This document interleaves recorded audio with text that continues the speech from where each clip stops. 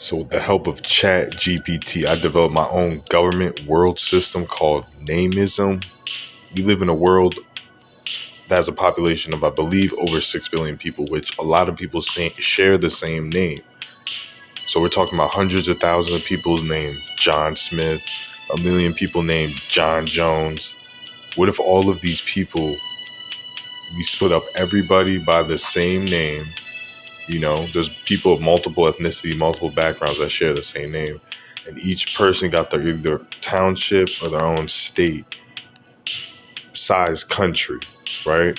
Where they made their own rules and they're forced to work together. So I'm going to give you an example on this map. So Steve Johnson, all of the Steve Johnsons would go to this area. All the Michael Davises would go to that area. All the Joe Jones would go to that area. And they formed their own government. No rules. They do their own government, their own country. And it would force people to work together of all backgrounds. Like most people named Steve Johnson aren't related. So it would be different ethnicities of Steve Johnsons. And they would have to work for their best interest because your country's called Steve Johnson and you're Steve Johnson, or you're Michael Davis and you're part of Michael.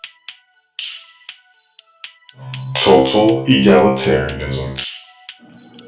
The goal would be total equality. You're working with multiple people named Steve Johnson. Most of them aren't even in your family, and you have to work together to develop this civilization. You create your own leaders, your own governance, and I believe it will result in more world peace and less wars, because why would we be fighting? We all have the same name, right? So your focus is on Steve Johnson, yourself, and you focus on making your country better. So obviously everyone named Steve Johnson is going to get together and develop some type of plan to enrich themselves, their families, their lives. Now, there are rules to this. You can marry women. Obviously, women get their own countries too. If your name is Wendy Jones, like you're going to have your own country, etc., right? But your children, all of your children must be your name, Steve Johnson. You can't name them anything else. So it would defeat the whole purpose. So again, this system is called Nameism. All right, where countries are divided by names, and people that have the less population will get the bigger say. Like it's kind of like a democratic system, and people that have the biggest population will have like the least power. Like if your name is John Jones and there's a million John Jones, you're gonna have less power than someone that has a population of 10,000. Now, this whole system, because I came up with this idea by myself, is just a crazy system. There's all these people named John Jones and they're not related. There's people that have the same name as me that aren't related. Like that is like a crazy concept in my mind. Like imagine if you married, like in modern day, your name is John Jones, you married a Stephanie Jones, but you're not related. Like this is weird. Like, so what if we started a system? Again, I'm not saying this is better than the system we have, obviously. It's just a new idea that I asked ChatGPT later on, like how would it work? And they gave me some ideas as well, like to reinforce the security of this governance, this new world order governance named Nameism, after your name. So again, this is all freestyle video. I'm not practicing this. There's no scripts here or anything like this. This is just a new idea. I like to throw out inventions, new ideas, decode the matrix, just fuck up the matrix any way you can. So I'm the first person to ever come up with Nameism, this form of governance. So next we're going to read ChatGPT. I asked ChatGPT to construct this government. I'm just going to paraphrase here. Naming and identification. Every individual will be identified primarily by their first and last name, right? So there's going to be unique identifiers like your birthdays. You're going to have to differentiate. If you're all John Smith, you need like a barcode or something, right, to differentiate each one. Each world population would have its own governing structure. So it can be democracy or monarchy. And leadership, like again, this is what I said, is you decide. If you live in John Smith, you decide everything in that country from scratch, right? Whether you want a king or whatever. International relations, diplomatic relations between these two nations would be unique. So talking about negotiating like the Tyler Smiths with the John Johnsons negotiating, right? Resource allocation, you're going to have to do like trade between these different countries and these border lines. Legal systems will vary. So like, again, each country, like John Smith might have a different legal system than Tim Carter. Tim Carter might execute you for nothing, and John Smith might be more peaceful. Who knows, right?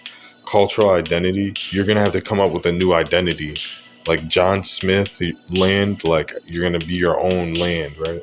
Security and defense agreements. You do alliances again with different countries.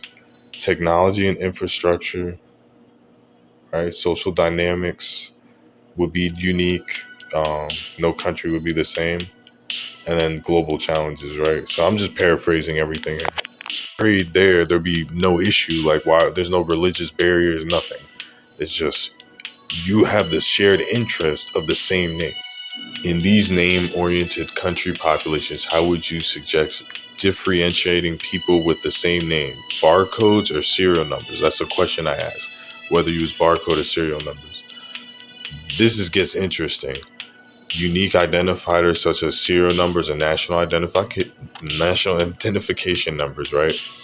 Biometric data, all right? Fingerprints, facial recognition, digital signatures. Implementing digital signatures or cryptographic keys would offer a secure way to verify individuals' identities. I mean, that's just crazy right there. Blockchain technology, leveraging blockchain technology could create a decentralized system for verifying individuals' identities while protecting their privacy. Smart cards or RFID chips. Okay. And then a combination of methods. I'm not going to read this. It's a mouthful. I kind of pre-recorded this. But I really thought the cryptographic key thing was very interesting. And very, I never even heard of that. So that was cool. And if two people with different names get married, what would you suggest? Obviously, if you want to marry a woman from a different land, they say hyphenated names, right? So John Smith Johnson and Sarah Smith Johnson, right? Like, I don't like that. I'm gonna give my idea why why it would work. All right, you can choose a shared name, right? A new share name could be based on mutual agreement. I don't want a share name. I want to stick to the principles of just everyone keeps the same name. Retain original names. Another option is for a couple to retain their original last names after marriage. Okay, so I think the solution, it would be the woman have to take the man's name, be Mrs. John Smith or Mrs. John Smith, and then quote hyphenated or something. But it has to stick to those principles.